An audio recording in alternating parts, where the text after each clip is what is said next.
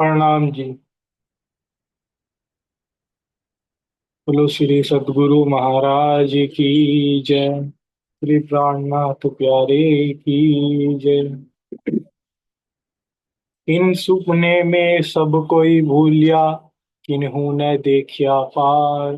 विध विध सो भवसागर थाया, सुखदेव व्यास पुकार। इस सोपन के संसार में पाताल से निराकार तक हर कोई भूला रहा। कोई भी पंच वासनाओं को छोड़कर अखंड धाम की अनुभूति नहीं कर सका। श्री सुखदेव जी और श्री वेद व्यास जी ने पुकार पुकार कर श्री भागवत में यह बात कही कि सभी ने इस भवसागर को पार करने का प्रयास किया, लेकिन कोई भी सफल नहीं हुआ। या में प्रेम लछन एक पार ब्रह्म सो, एक गोपियो ए रस पाया। तब भव सागर भया, गोपद बच विहंगम पैंडा बताया। प्राण वल्लभ अक्षरातीत की अनन्य प्रेम लक्षणा भक्ति का रसमयी मार्ग केवल गोपियों ने ही पाया है, जिससे उनके लिए अथाह भावसागर गाय के बछड़े के खुर से बने हुए गड्ढे की तरह छोटा हो गया है। और उन्होंने बहुत ही सरलता से इसे वैसे ही पार कर लिया है, जैसे कोई पक्षी एक ही उड़ान में अपने मंजिल तक पहुंच जाता है। इसका भावार्थ यह है, परब्रह्म को प्राप्त करने के लिए तीन मार्ग बताए गए हैं। पहला जो है पिपीलिका मार्ग। पिपीलिका का अर्थ होता है मतलब चींटी। चींटी की तरह धीरे धीरे चलना, अर्थात यह मार्ग कर्मकांड और हठ योग से जुड़ा हुआ है। इससे ब्रह्म प्राप्ति संभव नहीं है। दूसरा मार्ग है कपिल मार्ग। बंदर की तरह उछलते हुए अपनी मंजिल तक पहुंचना। यह मार्ग पतंजलि का राजयोग है, जिसमें प्रेम आ जाने पर ब्रह्म की प्राप्ति संभव हो सकती है। तीसरा मार्ग जो है वो है विहंगम मार्ग। अटूट प्रेम और समर्पण के पंखों से पक्षी की तरह उड़ते हुए अपने लक्ष्य को प्राप्त करना, पर ब्रह्म को प्राप्त करने का यह विशुद्ध मार्ग है। मतलब कि ये तीसरा जो मार्ग है विहंगम मार्ग, इसी मार्ग पे हमें राज्य की प्राप्ति होगी।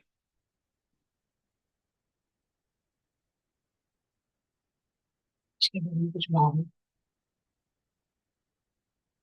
इसका मतलब ये कि जो ये संसार है पाताल से लेके निराकार तक, इसमें हर कोई व्यक्ति भूल रहा है।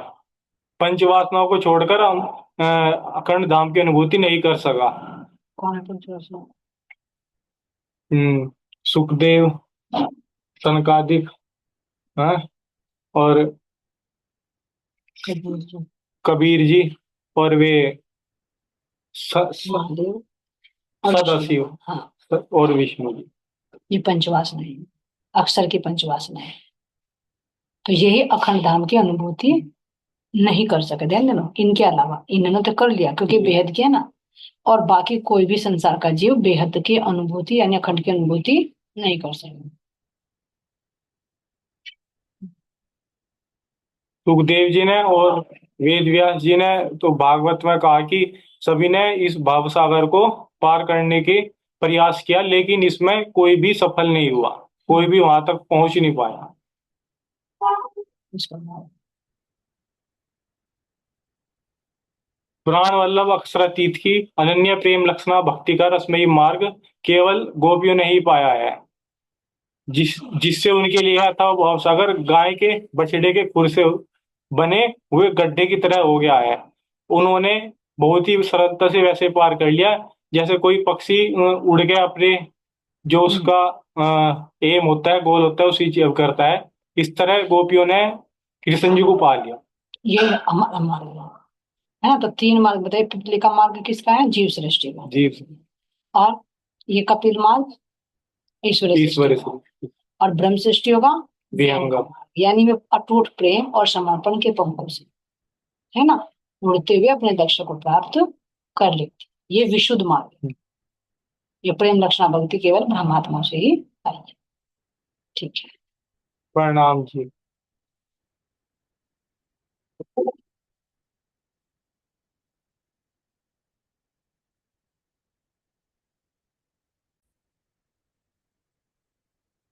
बोले श्री प्राणनाथ प्यारे की जय, सदगुरु महाराज जी की जय, धाम के धनी की जय। तो चंद्र सुंदर साथ जी है ना, चौपाई में भी दिखा दिया कि ये विहंगम मार्ग, प्रेम और समर्पण, और बीतक में भी यही प्रसंग चल रहा है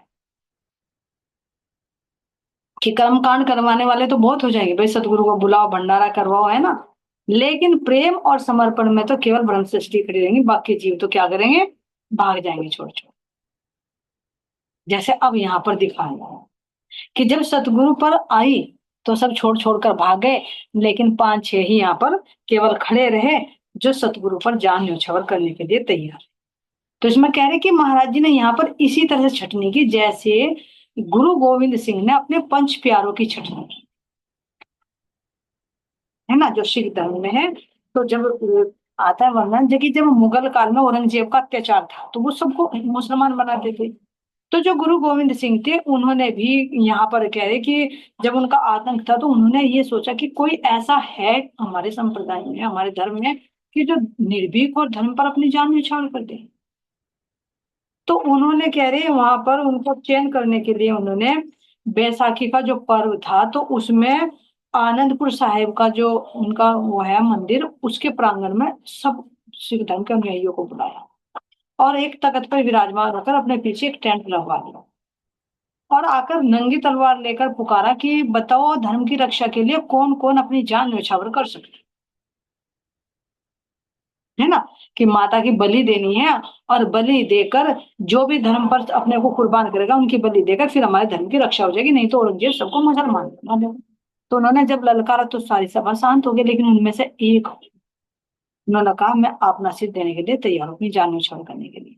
तो उसको अंदर ले गए और जो टेंट में अंदर ले जाते थे तो वो ही गर्दन काटने की आवाज आती, फिर उसमें से रक्त बाहर निकलता, फिर वो खून से सिंध तलवार लेकर फिर बाहर आते, फिर दूसरी तरफ ललकारा, फिर उठा, फिर इसी तरह से उन्होंने देखा पांच व्यक्ति केवल इतनी बड़ी भीड़ में से केवल पांच ही खड़े हुए हैं अपनी जान न्यौछावर करने के लिए धर्म के, कोई छटा नहीं उठा। फिर देखा उन्होंने कि उन्हें तो लग रहा था कि भाई सामने ही क्या कर रहे हैं, काट रहे हैं, सर की बलि दे रही हैं। तो जब सामने मौत हो तो हर कोई विचलित हो जाता है। तो आखिर में जब पांच छांट लिए गए तो उन पांचों को ही बाहर लाया गया स्टैंड से, क्योंकि वो तो लीला कर रहे थे, परीक्षा ले रहे थे, और पांचों को लाकर कहा कि ये मेरे यही वीर बहादुर हैं, यही मेरे पंच प्यारे हैं जो तैयार हो गए अपने गर्दन उड़वाने के लिए धर्म की रक्षा की। तो ऐसे उन्होंने अपने पंच प्यारों का चयन किया। तो यहाँ पर कह रहे कि महाराज जी ने भी अपने प्यारों का यहाँ पर चयन किया कि कौन मेरे लिए खड़ा रह सकता है, नहीं तो एक चुटकी में महाराज जी कर सकते हैं, जहाँ असराफिल जबराइल जहाँ साक्षात परमात्मा है, तो भला वहां ये लोग क्या कर सकते थे। तो यहाँ कह रहे कि वो तो फिर भी एक झूठी तरह से करा, लेकिन यहाँ तो असल में जान लेनी थी, यहाँ तो पता नहीं कब मार देते। यहाँ कोई कोई पर्दे के पीछे काम हो रहा था, यहाँ तो पर्दे के सामने हो रहा था। तो यहाँ पर भी जो खड़े रहे उनका बल देखो कि सामने लाठी डंडों से लैस है और मौत सिर पर नाच रही है, कोई बचाने वाला भी नहीं है, कोई पुलिस प्रोटेक्शन भी नहीं है, लेकिन फिर भी डटे खड़े हैं। तो ये समझ, जब देखा कि मेरे सुंदर साथ अड़िग हैं तो महाराज जी तो करेंगे ही। तो महाराज जी की कृपा से ही कैसे शांत हुआ, जैसे में लोग आ रहे थे महाराज जी को मारने के लिए तो उन्हीं में से ही एक व्यक्ति आया बाहर निकलकर, बुजुर्ग, और दोनों हाथ जोड़कर कहने लगा भैया माफ करो, माफ करो भैया, जितना होगा उसकी गमीयत समझो, अब इस झगड़े को आगे मत बढ़ाओ, जितना हुआ हुआ, जिनका सिर फूटा फूटा, जिनके लगी चोट लगी, लेकिन अगर तुम यहाँ डटे रहे तो हो ना हो और ज्यादा झगड़ा बढ़ेगा, इस झगड़े से कोई फायदा नहीं, मैं अपने लोगों को शांत करता हूँ और तुम भैया यहाँ से चले जाओ। उनकी तरफ से ही बोला, जबकि उनकी संख्या ज्यादा थी, उनका गांव था, उनकी सत्ता थी, उन्हीं में से एक हाजिर पर क्यों आया, क्योंकि महाराज जी ने ही उसके अंदर प्रेरणा, नहीं तो ये तो इतने इकट्ठे हो गए थे, इतने इकट्ठे हो गए थे, जो पांच छह बचे थे, इन्हें तो ललकारा था कि आ जाओ आज तुम्हें हम देखें, आज जान जान की बाजी है ना, जो तुम्हें करना है कर लो। यहाँ तक कि चैलेंज दे दे कि हम अक्षत्रिय हैं, हम अपने सतगुरु की रक्षा के लिए जान दे भी सकते हैं तो ले भी सकते, आ जाओ जो तुम्हारे मन में है तुम आ जाओ, हम तैयार है, इतना ललकार देता है, यहाँ तक कि कहते हैं कि तुमने छतरानी का दूध पिया होगा ना, तो आ जाओ हमारे सामने, यानी निडर। उस निडरता को देखकर वो महाराज जी का जोश ही तो बोला उनके अंदर, जिसको देख कर वे सामने वाले इतनी संख्या होते हुए भी डर गए। ये कोई आम बात नहीं सुन सकती। कैसे देखो, मूल भी तक में भी महाराज छत्रसाल जी के पास कितने सैनिक थे, और उनके 3,000 कैसे हरा दिए। तो सतगुरु कितना होते हैं। तो उन्हीं के अंदर उनकी जोशीली आवाज को सुनकर उन्हीं के अंदर डर बैठ गया। उनमें से एक आया, भैया हमारे गांव वाले तो लाठी डंडे लिए खड़े हैं, लेकिन ये भी पीछे नहीं हटने वाले। इनके अंदर के जोश को देखकर खुद उनमें से हाथ जोड़ने के लिए तैयार हो गए, भैया हमें माफ करो, आगे मत बात बढ़ाओ। अब महाराज जी ने समझा भैया जो काम होना था। अब इनको कहा तो इशारा कर दिया कि बस अब बहुत हो गया, अब ज्यादा मत। तो कह रहे हैं जब उन्होंने कहा हुआ इशारा अब सतगुरु का, चलो मोड़ लो मोड़। जो काम करना था वो हो लिया भैया। पहले आए थे, देख लिया सुगन बनिया का विश्वास कितना था, दौड़ गए। अब तैयारी करवाने के लिए गोंदूमाल और सुंदरलाल को देख लिए, कितना समर्पण था। अब जो कृष्णदास आए थे और ये आए थे, इन सबको हमने देख लिया किसके अंदर कितना समर्पण था। सबकी परीक्षा हो गई, जो दो कुछ चुने गए, भैया ये काम होना था तो हो लिया, अब चलो घर मोटर मोड़ लो। कह रहे रहने दो ये बात यहीं तक, मत आपस में लड़ो मत, ये बात यहीं तक रहने दो, बस इसमें तुम लड़ो मरो मत। अब इतनी बात जब कर दी तो महाराज जी ने सुखबीर को बुलाया, जो गोंदूमल और सूरज उनके साथ गए थे, सुंदरलाल के साथ। सुखबीर जो विशेष रूप से आए थे, महाराज जी जब तो आप आ गए थे इनके कहने पे, इनके घेर में कर दिया था, लेकिन हमारी भी इच्छा आप हमारे यहाँ चलिए, अब कभी बाजी से करें। तो उन सुखबीर को पकड़ा महाराज, क्या क्या कहा बोले फिर सुखबीर सिंह से, जब ऐसी थी तो बात भैया तूने हमें बताया क्यों नहीं। घर के गांव के माहौल का तो तुझे पता होगा, तो तूने हमें क्यों नहीं बताया।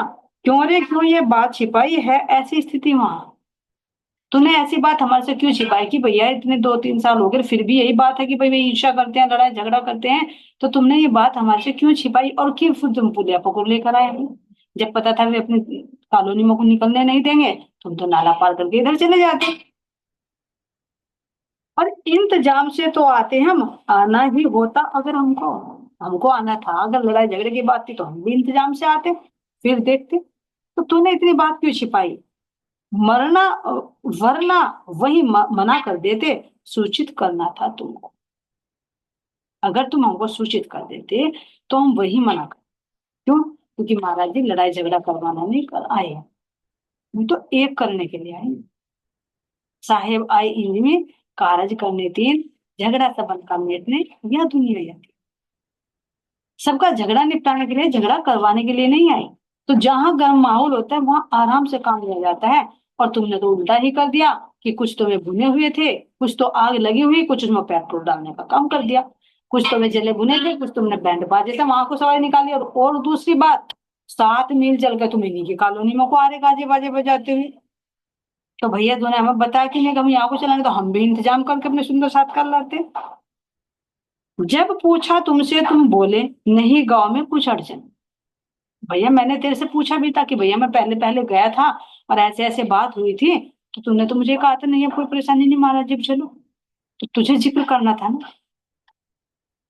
लेकिन उसने ये बात नहीं बताई थी।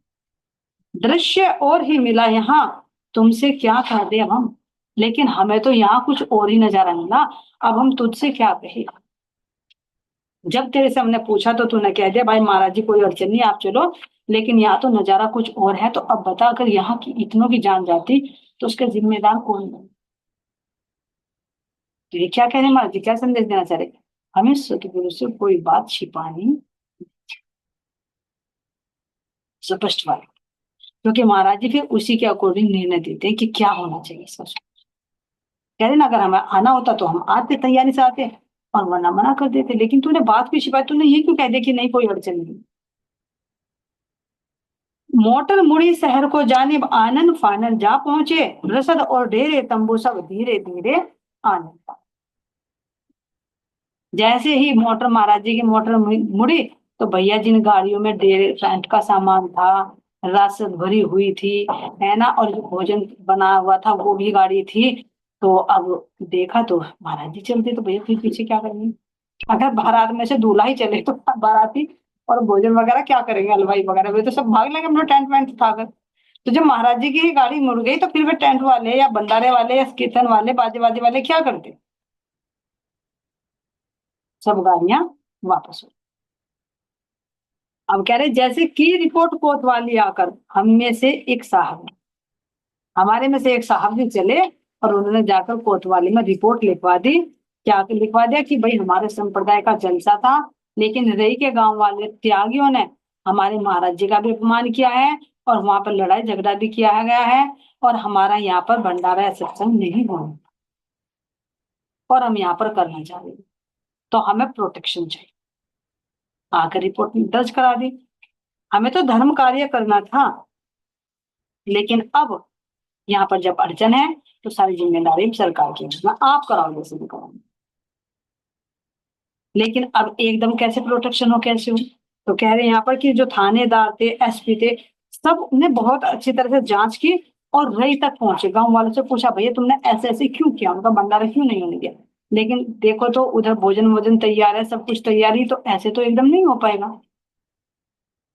क्यों? क्योंकि ऐसा हो सकता है भाई वे भी गरम गरम थे। गरम गरम बात में कुछ और बात होती है, लेकिन समय बीतता है तो बात ठंडी हो जाती है। अभी उनके वहां घायल पड़े, उनके सिर फूटे पड़े हैं, फिर जाकर करे तो नहीं उचित। वो फिर वही होगा कि जले पे नमक छिड़क। तो कह रहे वहां पर जांच गई, है ना, लेकिन वहां का जो प्रोग्राम था सिर्फ कहाँ पर, यहाँ मुजफ्फरनगर में गांधी कॉलोनी में, जो गांधीनगर कॉलोनी इसके अंदर था, जहां अब वर्तमान में मंदिर, उस समय मंदिर नहीं था। यहीं पर ही उस भंडारे को किया गया, जितने गाजे बाजे थे, टेंट वेंट का सामान था, जो भंडारे का सामान बना हुआ था, यहीं पर लाया गया और यहीं पर वो भंडारा फिर किया गया। रही का वहां पर कैंसिल। वहां पर तो पुलिस की जांच चल गई, भाई किसने किसको मारा है, उन पर केस चला वहां पर, सारी जगह हुआ। अब जो प्रसादी बनी गई थी वो सारी प्रसादी भी जो शहर में ही बनी थी, तो वो शहर में ही खिलाई गई। मुजफ्फरनगर में बनी थी, मुजफ्फरनगर में ही खिलाई गई, क्योंकि वहां तो झगड़ा हो गया। जिसमें अ, वही प्रसादी जी में तत्पश्चात हुआ जलसा, जिसमें आए पुलिस अफसर भी और कलेक्टर भी पहुंचे। जब यहाँ मुजफ्फरनगर में लिया तो भाई पुलिस प्रोटेक्शन मांग, इसीलिए तो कोई जुलूस निकाला जाता है ना, शोभा यात्रा निकाली जाती है, तो पुलिस की प्रोटेक्शन ली जाती है ताकि कोई उधर भी उसमें हंगामा ना हो। और वो क्या था, उन्होंने बिना उसकी परमिशन दिया। तो यहाँ जब मुजफ्फरनगर में किया गांधी कॉलोनी में तो परमिशन ली गई। अब परमिशन में जब पुलिस वाले भी होते हैं, अफसर भी होते हैं, तो जब चर्चा चलेगी तो वो सब सुनेंगे।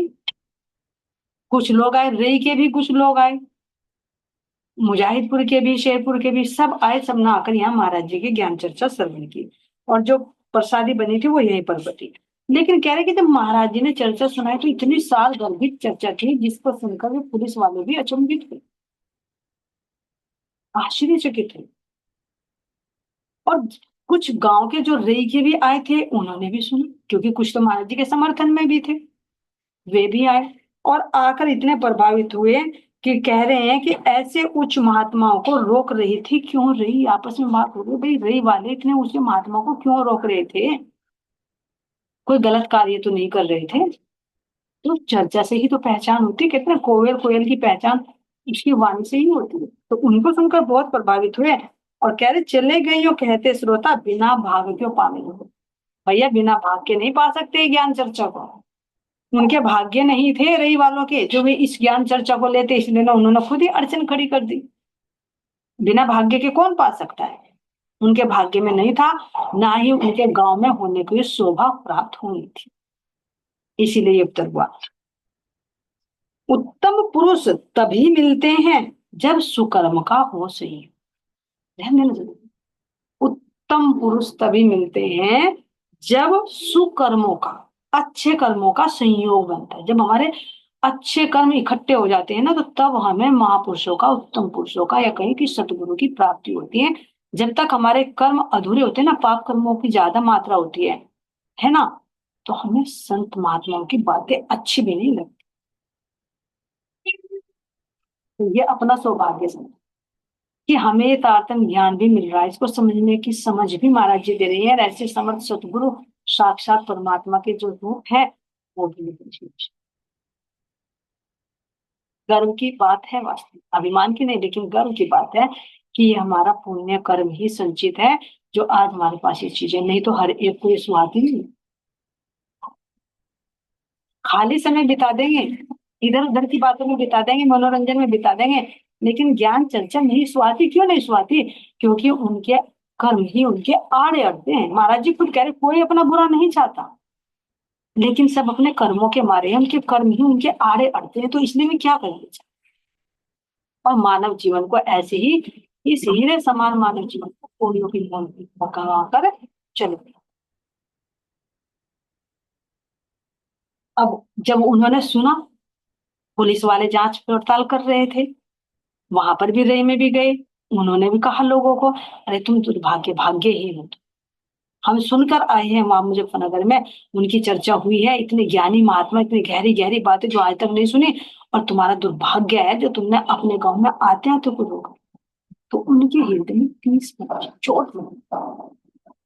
जैसे उनको तो ना राजा भाव सिंह को उन्होंने कहा था, अरे तेरा तू बड़ा भाग्यहीन है ना, तेरे गांव शहर में तेरे राज्य में इतने महापुरुष, इतने परमात्मा स्वरूप संत पधारे हैं, और तू आज तक उनके दर्शन करने के लिए नहीं गया। धिक्कार है तेरे राजा में। तो थोड़े से शब्द उसने चोट लगी, तो गया तो भी छिप छिप कर गया। पेड़ के ओट से ही दर्शन करे, क्यों? डर था कि कहीं सर झुकाया तो उनके साथी वाले तेरे सिर पर बुरकी ना डाल, क्योंकि उनके पास तो कोई जादू है, वो बुरकी जो भी जाता है माथा टेकता है उसके सिर पर बुरकी डाल देते हैं, और वो बुरकी पता नहीं, वो बुरकी कौन सी, वो बुरकी का ही नहीं पता। तो चोट लगती है जब कोई कहे कि तू कितना भाग्यहीन है ना, नदी किनारे बैठा फिर भी प्यासा। ऐसे ही नजर वालों के दिल में भी चोट है कि भाई ये तो बड़ा पुण्य करते ना, जो चारों तरफ से प्रशंसा हो रही, क्योंकि झगड़े की बात दूर दूर तक फैली है। पुलिस वाले खुद कह रहे जाकर, और गांव के लोग वे कह रहे भैया हम तो बड़े भाग्य हैं जो हमारे गांव में ऐसे महात्मा नहीं आए। तो उनमें से वो जो कुछ लोग प्रभावित हुए, तो वे पहुंचे शेरपुर महाराज जी के पास, और जाकर उनके चरणों में प्रणाम करके विनती करी, प्रार्थना की, और माफी मांगी कि महाराज जी हमें माफ करो। अब कहा कि ये कलंक है, दो दो इसको पैर पड़े आकर सतगुरु के, सतगुरु के चरणों में आकर पड़े कि महाराज जी हमारे गांव के ऊपर ना ये बहुत बड़ा कलंक लग गया है, आप एक बार पुणे चलो और इस कलंक को धो। कैसा कलंक? सुनो साहब जी, ये कलंक हमारे ऊपर भी है कि अगर हमें सतगुरु की शरण नहीं मिल रही है, सतगुरु के कहे पर नहीं चल रही है, तो ये हमारे ऊपर भी तो धिक्कार है, हमारे ऊपर भी तो कलंक है। तभी तो कह रही इंद्रावती की, तो हम ब्रह्म सृष्टि कहे ना, तो वो भी कलंक है, क्योंकि जब हमारी रहनी नहीं है, हम दावा ले रहे ब्रह्म सृष्टि का, तो हमारे ब्रह्म सृष्टि होने पर भी कलंक है, हमारे हृदय पर भी कलंक है, क्योंकि अज्ञानता है जब तक हृदय में सतगुरु पदार्पण नहीं करता। क्यों? क्योंकि वे नहीं डंडे लाठी डंडे मार मार कर भगाते, हम भी तो भगाते हैं। जिस राह पर सतगुरु के, उस राह पर नहीं चल पाते, और सतगुरु को बात अच्छी नहीं लगती, तो वो डंडे ही तो हो गए मारे, वे भी उठा लेते अपना डंडा, ये आने ही रहना। तो ऐसे ही उनके अंदर जब पश्चाताप की अग्नि हुई और शेरपुर गए, महाराज जी से विनती की, महाराज जी आप चलिए और हमारे इस कलंक को धो दीजिए, क्योंकि आपके अलावा कोई हमारे इस कलंक को नहीं धो सकते। तो ये क्या था सुंदर सर जी? क्या सतगुरु के प्रति समर्पण था ये भी अपना स्वार्थ। जब चारों तरफ से धिक्कार मिलने लगी, तो ये लगा कि हमारे गांव पर तो कलंक लग गया हमेशा हमेशा के लिए, तो उसमें भी अपना स्वार्थ था कि महाराज जी को दोबारा ले जाए और इस कलंक को धो दे। समर्पण श्रद्धा नहीं थी, तो महाराज जी श्रद्धा और समर्पण प्रेम के भूखे, तो इसीलिए महाराज जी ने देखा, तो उन्होंने सिर हिला दिया, मना कर दिया भैया नहीं, अब नहीं जाएंगे। 2 बार गए, दोनों बार देख ले क्या हुआ। और ये भी तो श्रद्धा समर्पण से नहीं, अपने स्वार्थ के वश में। कहा ना, देखो सुंदर जी, अगर हम सतगुरु से विनती करें कि सतगुरु हमें धाम ले चलो, धाम ले चलो, तो हम सतगुरु को प्रेम के वशीभूत होकर कह रहे हैं, या इन सांसारिक दुखों से छुटकारा पाने के लिए? अगर संसारिक दुखों से छुटकारा पाने के लिए कह रहे हैं, तो ये हमारा अपना स्वार्थ है। लेकिन सतगुरु के प्रेम के वशीभूत होकर कह रहे, श्रद्धा समर्पण होकर कह रहे हैं, समर्पित होकर कि जैसे रखे तू रखे, लेकिन बस तू चाहिए, तो वहां सतगुरु अवश्य। ऐसे जब उन्होंने कहा कि महाराज जी आप चलिए, तो महाराज जी ने मना कर दिया कि हम नहीं जाएंगे, ले जाना, यूं ही जी लेने दो हमको, बोले कृपया करो हम पर, भाई हमारे पे कृपया करो, हमें यहीं सैदपुर में ही ऐसे जी लेने दो, वहां जाकर बार बार बुलाकर हमारा अपमान मत कराओ, वहां लाठी डंडों से मेरे सुंदर साथ को मत पिटवाओ, हम यही है, हमें यही रहने दो, भैया हम इतने बड़े ज्ञानी नहीं है कि हम ज्ञान सुनाते, तुम तो भाई जागे हुए हो, तो जागे हुए को क्या जगाएं, हम खुद सोए हुए हैं और तुम जागृत हो, तो तुम्हें ज्ञान चर्चा की कहाँ जरूरत है, हम तो गए थे, लेकिन तुमने तो बताया, हम तो खुद जागे, हमें ऐसा ज्ञान सुनने की जरूरत नहीं है, तो भैया हम क्यों सुनाते फिर अपना ज्ञान, तुम ठहरे ज्ञानी और हम ठहरे अनपढ़, तुम जागे हुए, हम सोए हुए, तो भैया हम वहां नहीं जा सकते, कृपया हमें माफ करो और हमें यहीं पर रहने दो, तुम्हें ना सुनने ज्ञान ध्यान कुछ, तुमको क्या इनसे मतलब, भाई जब तुम जागे हुए, तो तुम्हें ज्ञान की जरूरत नहीं है, तुम्हें ध्यान की जरूरत नहीं है, तुम्हें सत्संग भंडारे की जरूरत नहीं है, तुम्हें तो किसी भी चीज की जरूरत नहीं है, और भैया इस चीज की तो जरूरत उसको होती है जो उसका तलबगार होता है, जो इच्छुक होता है, ये चीजें तो केवल तलबगार को, बस उन्हीं को मिलती है जो इच्छा होती है, जिसके अंदर, जिसको जो जिज्ञासु होता है उसको मिलती है, अगर हम अपने अहंकार के कारण अपने घर में बैठे रहे, है ना, ना किसी के पास आना, ना जाना, ना सुनना, ना कुछ करना, अपने अहंकार में डूबे रहे कि भाई मेरे पास जो भी कुछ है सब कुछ है, मैं बिल्कुल सही हूँ और बाकी सब गलत है, तो ये हमारे अंदर का अहंकार है, तो महाराज जी कहते भाई जब तेरे अंदर ये हो गया कि मैं पूर्ण हूँ, तो मेरी भी जरूरत तुझे नहीं, महाराज जी ने क्लियर कर दिया कि भैया ये तो तलबगार की चाहत है, तो उसको ही मिलता है, अनाधिकार की व्यर्थ चेष्टा कभी ने उससे जमती, अगर जो अनाधिकारी है और वो किसी को पाने के लिए चेष्टा भी करे, तो उससे वो सहन नहीं होती,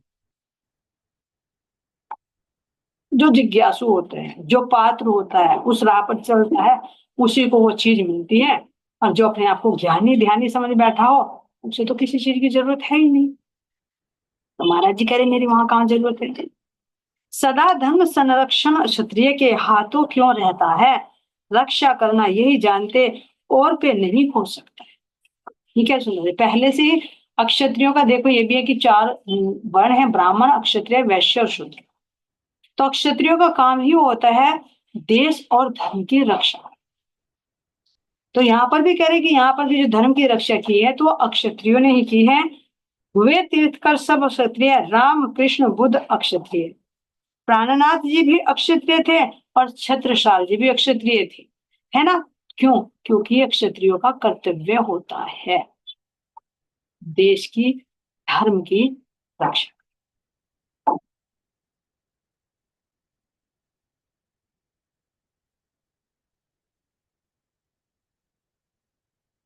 तो इस तरह से कह रहे हैं कि भैया जो जिसको जाना था तो चले गए, है ना, जिसको भगना था भग गए, लेकिन चाहे ये देखो कि बाहर की जाति से चाहे कुछ भी है, लेकिन अगर अंदर से उसके सतगुरु पर पूर्ण समर्पण है, अंदर उसके साहस है, तो वो वास्तव में अक्षत्रिय, नहीं तो जरूरी नहीं है कि क्षत्रिय कोई जाति में हो गए तो वो वीर बहादुरी हो, डरपोक ना हो, ऐसा हो नहीं सकता, किसी और अन्य जाति में आगे हो तो फिर उनके अंदर वो साहस वो हिम्मत ना हो, कितने हैं जो सतगुरु पर समर्पित हो जाते हैं, तो जो अंदर से अपने धर्म की रक्षा के लिए, अपने देश के लिए जो लड़ मरता है, तो वो ही अक्षत्रिय, सच्चा अक्षत्रिय, जैसे ब्राह्मणों के लिए कहा ना कि कोई जन्म से कोई ब्राह्मण नहीं होता, कुल से कोई ब्राह्मण नहीं होता, जो ब्रह्म में रमण करे वो असली ब्राह्मण, चाहे बाहर से किसी भी जाति में, लेकिन अंदर उसके अगर ब्रह्म तत्व है, तो वो असल में ब्राह्मण है, क्योंकि जन्म तो मिल गया ब्राह्मण में, लेकिन कर्म ऐसे नहीं है, तो कहेगा ब्राह्मण, वो तन छूटेगा जीव फिर दूसरे शरीर में चला जाएगा, तो शरीर का कौन सा धर्म हुआ, अंदर से जो चेतना होती है, उसके अंदर जो गुण होता है, जो स्वभाव होता है, उसके आधार पर उसके गुण निर्धारित किए जाते हैं, तो जो ब्रह्म में रमण करता है, ब्रह्म तत्व से वाकिफ होता है, वही ब्राह्मण होता है, जिसके अंदर सतगुरु पर, धर्म पर, देश पर समर्पित की भावना होती है, वही असल में अक्षत्रिय होता है, नहीं तो आप देखो अगर मिलिट्री में, फौज में इतने भर्ती हो रहे, क्या सब अक्षत्रिय ही जा रहे हैं, हर कास्ट के जा रहे हैं, लेकिन उनके अंदर क्या वो जोश है, वो धर्म फिर रक्षा करने के लिए, अपने देश को बचाने के लिए। ठीक है, जैसे वैश्य और शूद्र। अब वैश्य क्या करते हैं, धन कमाते हैं, बिजनेस करते हैं, तो हर जाति के कर रहे हैं, लेकिन जिसका जो व्यवसाय, जो उसके अंदर टैलेंट है व्यवसाय करने की, अपने उसको बढ़ाने की, वो हर कोई क्या है, वैश्य है। और शूद्र यानी जो उनकी सेवा करे। तो शूद्र यानी अज्ञानता, जो एक अज्ञानता में फंसा हुआ है, तो वो चाहे ब्राह्मण की जाति में हो, चाहे क्षत्रिय की जाति में, चाहे उसकी वैश्य की जाति में है शरीर से, लेकिन अगर उसके अंदर अज्ञानता है तो वो शूद्र की कैटेगरी में ही। तो ये अंदर से निर्भर करता है सुंदर साथ जी, बाहर शरीर से नहीं।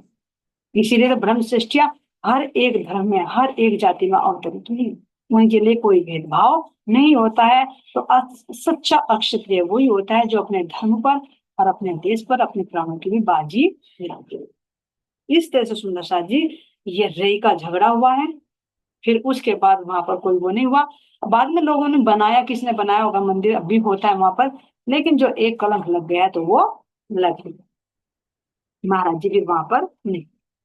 तो ये रही का झगड़ा सुंदर सा जी क्या संकेत दे रहा है कि पता नहीं परीक्षा की घड़ी कब आ जाए, महाराज जी कब परीक्षा ले और माया से कैसे शांति से निपटा जा सकता। देखो महाराज जी ने कितनी शांति से निपटा। और नहीं तो अगर सामने वाला क्रोध में, हम भी क्रोध में हो रहे हैं, तो युद्ध होगा। ऐसे ही तो श्री कृष्ण ने देखा, रण छोड़ दास, इसीलिए तो उनका नाम पड़ा। कितनी सेना को देखकर भी रण छोड़कर भागे, क्यों? क्योंकि उन्हें लग गया था कि भाई युद्ध से किसी का फायदा नहीं है, नुकसान ही नुकसान। चले गए। यही संदेश अब हमें इसमें दें कि जहां देखो सामने वाला जोश में है, क्रोध में है, तो भैया जितना इससे बच सकते हो उससे बचो। चाहे बाहर का बड़े स्तर की लड़ाई हो, चाहे छोटे छोटे स्तर की लड़ाई हो, चाहे घर परिवार की लड़ाई हो, महाराज जी कह रहे हो वहां से खिसक लेना ही बेहतर। तो ये रही का झगड़ा हुआ सुंदर साथ जी।